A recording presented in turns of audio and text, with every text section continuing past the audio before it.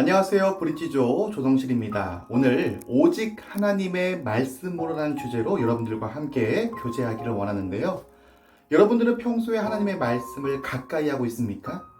특별한 날 말고요. 평소에요. 또 일상에서요. 삶의 말씀을 두고 있는가? 또 하나님의 말씀을 삶에 두고 있는가? 한번 곰곰이 생각해 보시기 바랍니다. 하나님의 말씀을 보고 듣고 묵상하는 데 있어서요. 하나님의 말씀이잖아요.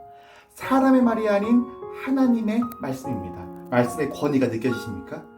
이 말씀은요, 우리를 위해서 말씀하신 거예요. 그 누구도 아닌 나를 위해서 말씀하신 것입니다. 이 말씀이 삶의 변화를 일으키죠.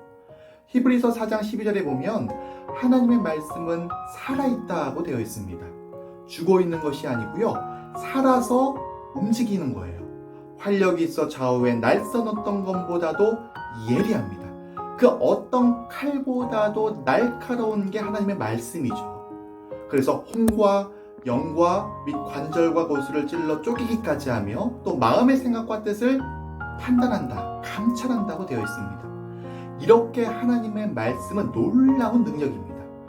구원받지 못한 자를 구원받게 하고요. 구원받은 사람은 구원받은 자답게 살게 하고요. 또 구원받은 자답게 사는 사람은 하늘의 소망을 두면서 주님의 오심을 기다리며 준비하도록 하죠. 이렇게 하나님의 말씀은 권위가 있는 놀라운 말씀입니다.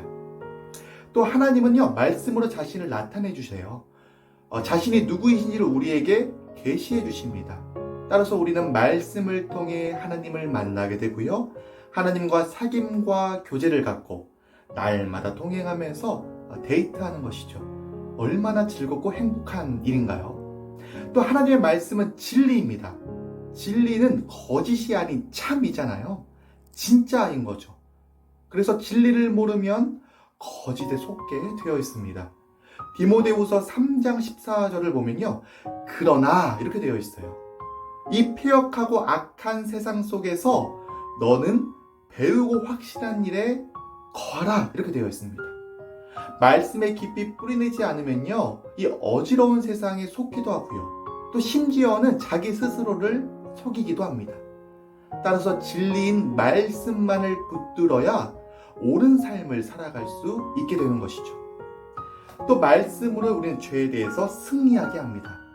죄는요, 모든 문제의 원인이잖아요. 죄의 결과는 어떻습니까? 상상만 해도 끔찍하죠. 근데 말씀이 내 안에 있으면 죄를 멀리하게 하고요. 내 안에 죄가 자리 잡지 못하도록 합니다.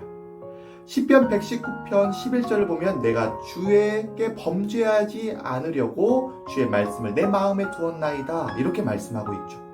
내 마음 가운데 말씀이 있을 때, 그 말씀이 내 마음에 살아있을 때 우리는 죄에 대해서 승리하게 되는 것입니다.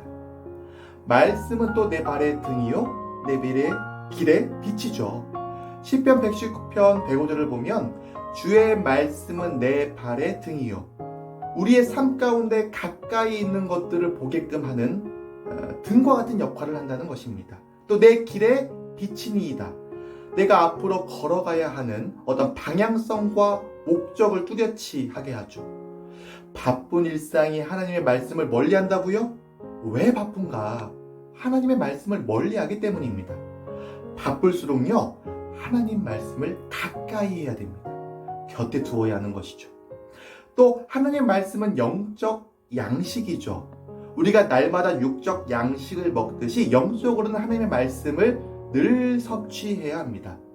마태복음 4장 4절에 예수께서 대답하여 이르시되 기록되었으되 사람은 떡으로만 살 것이 아니요 하나님의 입으로부터 나오는 모든 말씀으로 살 것이니라 하였느니라 하시니 이렇게 되어 있어요. 삶에 역동이 없다고요? 힘이 없다고요? 자꾸 축 처진다고요? 말씀을 먹지 않아서입니다. 말씀을 먹을수록요, 속사람은 날로 새로워져요. 심령이 살아나는 것입니다. 나중에는요, 말씀이 꿀처럼 달고요, 말씀을 즐기게 되죠. 말씀을 안 먹으면 허전하고 못 견디게 되는 것입니다. 하나님의 말씀을 읽고 끝이 아닙니다. 믿음으로 취해서 순종해야 되는 것입니다. 우리가 말씀을 읽고 묵상하는 것은 순종하기 위함인 것이죠. 내가 믿으면 하나님의 영광을 보리라. 하나님의 말씀을 우리가 보고 들었다면 그 말씀대로 살았을 때 그 말씀의 능력이 나타나는 것입니다. 눈에 보이는 현실보다 더 현실을 살아가게 하죠. 고린도후서 1장 20절에 보면 하나님의 약속은 얼마든지 그리스도 안에서 예가 되니 그런즉 그로 말미암아 우리가 아멘 하여 하나님께 영광을 돌리게 되느니라. 우리가 말씀 앞에 섰을 때 또 말씀을 우리가 접했을 때 아멘으로 화답하면서 행동했을 때 우리는 놀라운 일이 삶 가운데 펼쳐지게 됩니다. 믿음으로 구원받고요, 순종함으로 하나님의 축복이 임하는 것입니다. 하나님의 말씀은 인격이 됩니다. 나의 삶의 인격이 되어 주님을 닮아가게 되는 성화이죠. 그 사람에게서 그리스도의 향기가 풍겨나게 됩니다. 이게 전도예요. 전도는 말로만 하는 것이 아닙니다.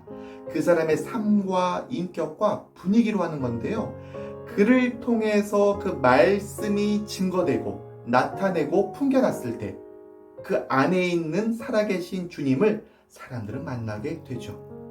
이런 변화된 삶은요, 이 땅에서의 끝이 아닙니다.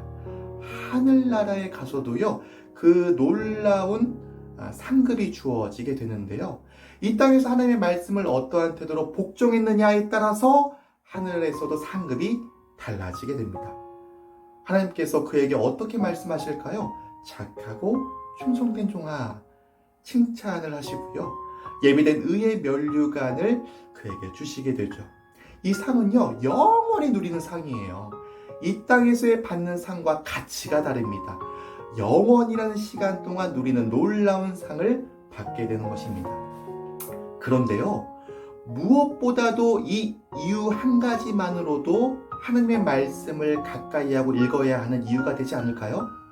하나님의 말씀으로 하나님의 사랑을 깊이 알 수 있습니다. 사랑하면 그 대상을 더 알고 싶죠. 말씀 속에서 살아가게 됩니다. 그분을 알수록 어떻게 되죠? 그분을 사랑하게 되는 그 원리 가운데에서 삶을 살아가게 되죠. 하나님의 말씀을 가까이 하고 계신가요? 삶의 말씀을 두고 계신가요? 말씀의 삶을 두고 계신가요? 자기 생각이 옳다고 주장하는 것은 허황된 생각입니다. 고집이고 아집이고 교만이죠. 그의 삶은 고생이고 고통뿐인 것입니다. 사단에게 속거나 자신을 속여서는 안 됩니다. 우리 속지 맙시다. 또 속이지 맙시다. 하나님은 참 좋으신 분이신데요, 시행착오가 없으신 분이세요. 우리에게 말씀을 통해서 좋은 길을 내시고 인도하시는 분이십니다. 누가 자신을 꺾고 하나님의 말씀을 기준으로 살겠습니까? 오늘 우리 모두가 오직 하나님의 말씀으로 살기를 바라고 원하고 기도합니다.